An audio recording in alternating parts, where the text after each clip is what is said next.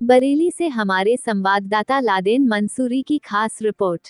आपने की मांग, अडानी की कंपनी की वित्तीय अनियमितता की जांच करे जेपीसी, किया जाए पासपोर्ट जब्त।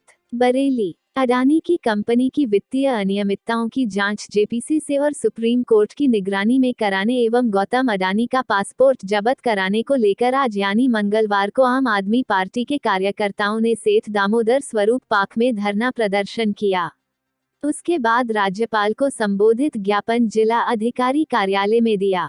इस दौरान आप पदाधिकारियों ने बताया कि भारत इस समय प्रधानमंत्री मोदी और अडानी की मिलीभगत से किए गए इतने बड़े वित्तीय घोटाले से स्तब्ध है और देश में आर्थिक स्थिति बिगड़ती जा रही है। पिछले कुछ दिनों में देश के करोड़ों नागरिकों का अडानी की कंपनी में 11.5 लाख करोड़ रुपया डूब गया, जो उन्होंने अपने खून पसीने से बचत कर निवेश किया था।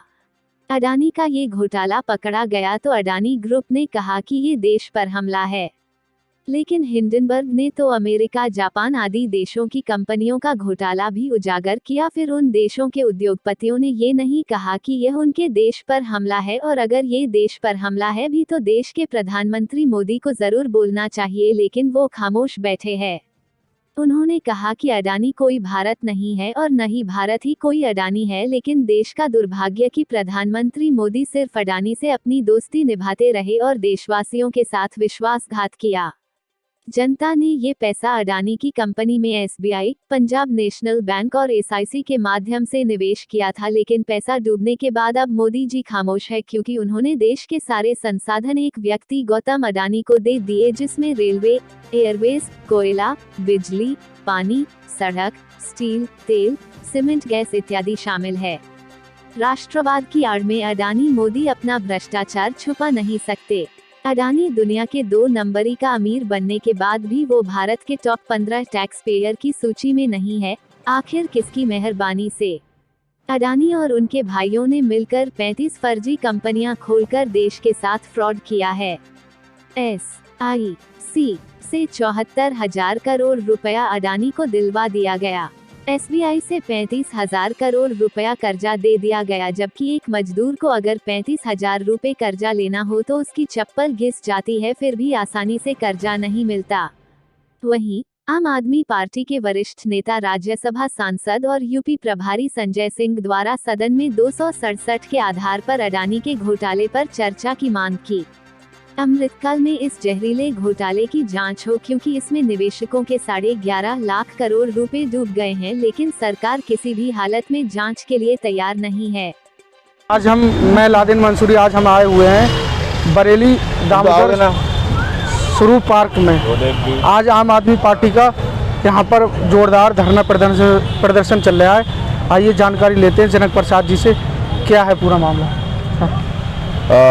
देखिए, जो ये धरना प्रदर्शन चल रहा है हमारे पूरे उत्तर प्रदेश में हर मंडल पे ये धरना प्रदर्शन चल रहा है। आज माननीय सांसद श्री संजय सिंह के आह्वान पे, और वो मुद्दा ये है कि देश में जिस प्रकार की अडानी ग्रुप ने लूट करी है, अपनी 35 फर्जी कंपनियां दूसरे देशों में खोलकर